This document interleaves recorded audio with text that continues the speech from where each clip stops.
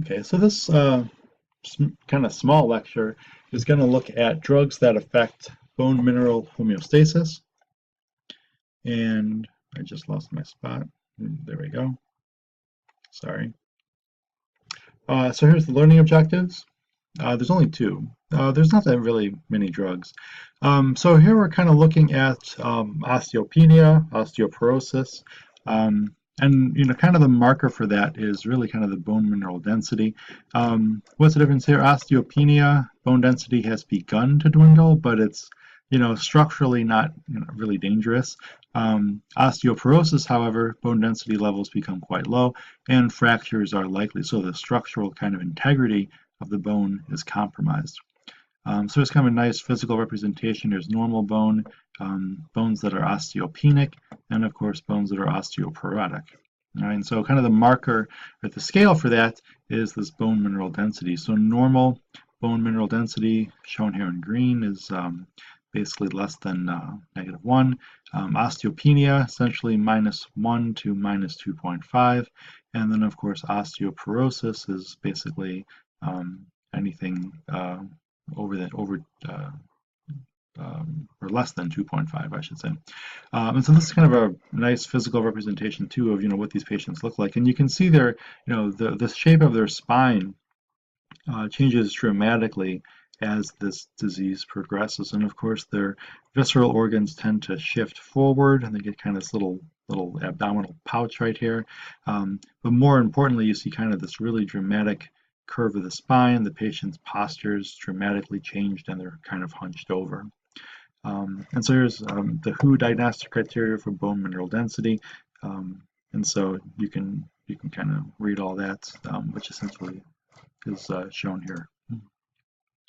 So these are the drugs, and there's really not that many. We're really looking at vitamin D and calcium, and there's a few other drugs that have clinical efficacy in terms of kind of guarding against this dramatic bone loss that happens as a direct result of aging, and really a lack of mobility and lack of exercise and poor calcium implementation into the diet.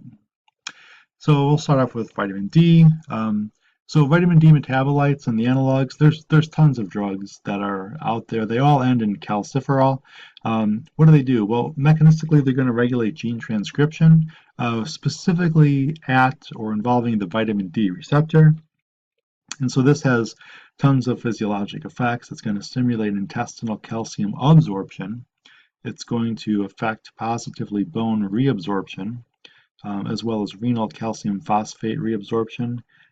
You'll see a reduction in parathyroid hormone, and we're going to also promote innate immunity. Right? So clinically, we can use these drugs for osteoporosis, osteomalacia, renal failure, malabsorption types of diseases, as well as psoriasis. So of course, the side effects would be the opposite, so hypercalcemia and hypercalciuria. Okay. So here's vitamin D, looking at calcium absorption within the small intestine, bone, and kidney. And that all basically plays into the serum calcium concentration. And normal is around 9 to 10 milligrams per deciliter. And that's really important for bone mineralization. All right.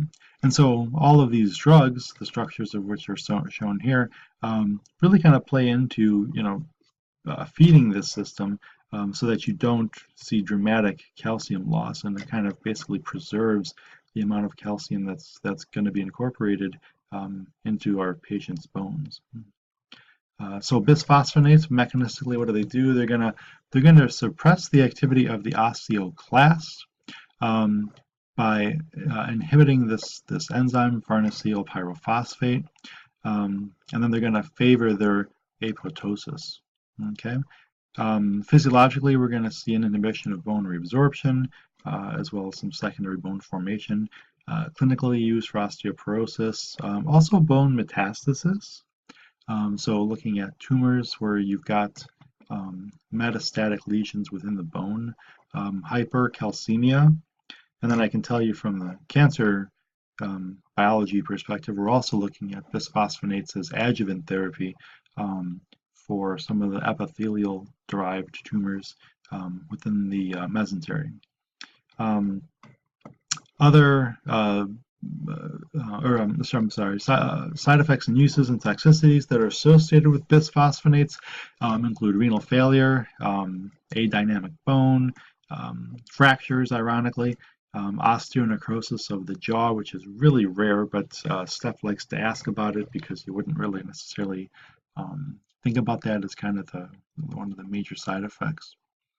We can look at parathyroid hormones, teriparatide, calcitonin. Those are the main two. Mechanistically, these drugs operate through a G protein coupled receptor, and they have a positive effect on bone physiology. Teriparatide is going to stimulate bone turnover, whereas calcitonin really suppresses kind of bone resorption. So both of these drugs can be used for osteoporosis. Calcitonin has been used in the past for hypercalcemia. And of course, the toxicities of hypercalcemia and hypercalciuria make sense and are common with some of the other drugs that we've been talking about. Kind of a newer kid on the block is this monoclonal antibody to the RANK ligand. This is a monoclonal antibody to the RANK ligand, and it's going to have it prevents it from having a stimulatory effect on the osteoclast differentiation. So remember, RANK stands for receptor activator of nuclear factor kappa B, and this is really kind of a pro-inflammatory nuclear activator receptor that has numerous physiologic effects. Basically, when you alter this, you're going to suppress bone resorption, and so this is where it's clinically beneficial for osteoporosis. Because it's a monoclonal antibody, I suspect that it's quite costly. The side effects are numerous, but the main one is an increased rate of infections, which is not pleasant. Excuse me. The calcium receptor agonist, I can never say this one, cinacalcet. Mechanistically, it's going to activate that calcium sensing receptor. It'll inhibit PTH secretion, typically used for hyperparathyroidism. Relatively few side effects and toxicities, really just nausea. It's really a kind of an easygoing drug. SERMs, we had mentioned them in other courses before. Let's just review this specific one because the mechanism here is a selective estrogen receptor modulator. So this is both an agonist and antagonist at the estrogen receptor. Sorry, it's not typed in. Physiologically, it's an agonist in bone, and this is where we're going to really kind of spend most of our time. It's going to decrease bone resorption and bone turnover.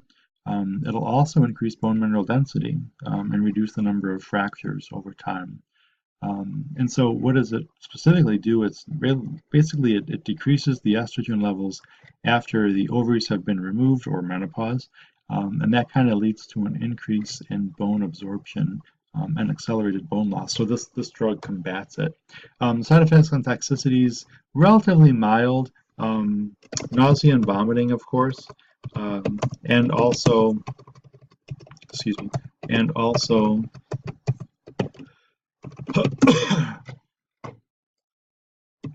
and also hot flashes.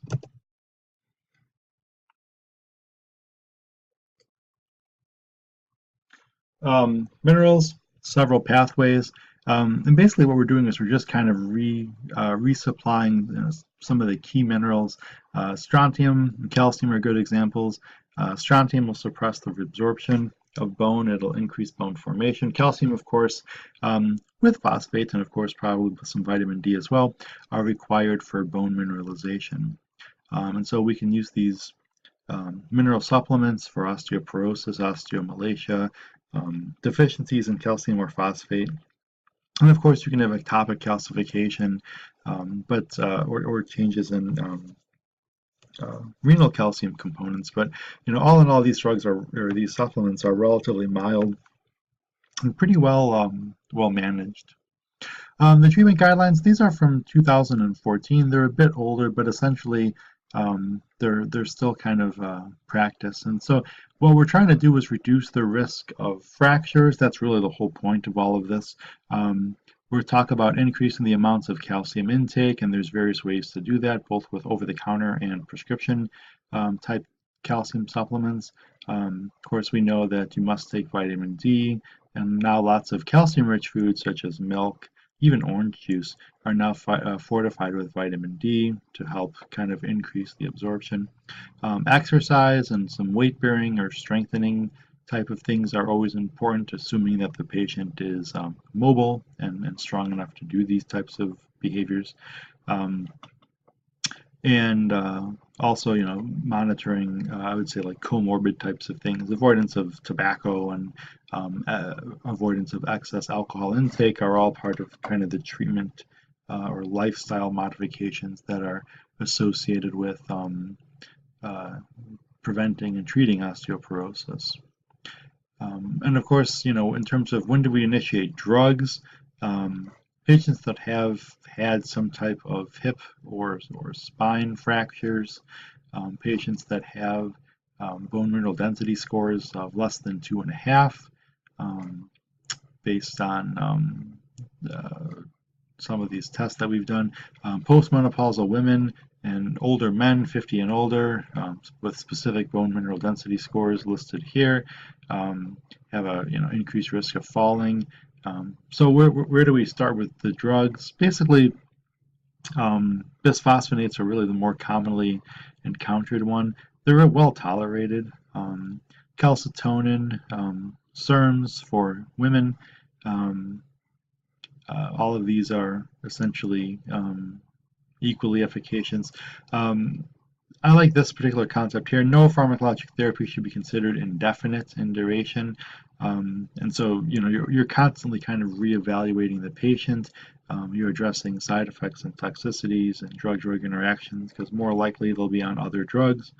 Um, and so you're constantly kind of tweaking the medication. But most of the patients, bisphosphonates, um, and then for female patients, some of these SERMs, such as raloxifene, are really kind of frontline therapy.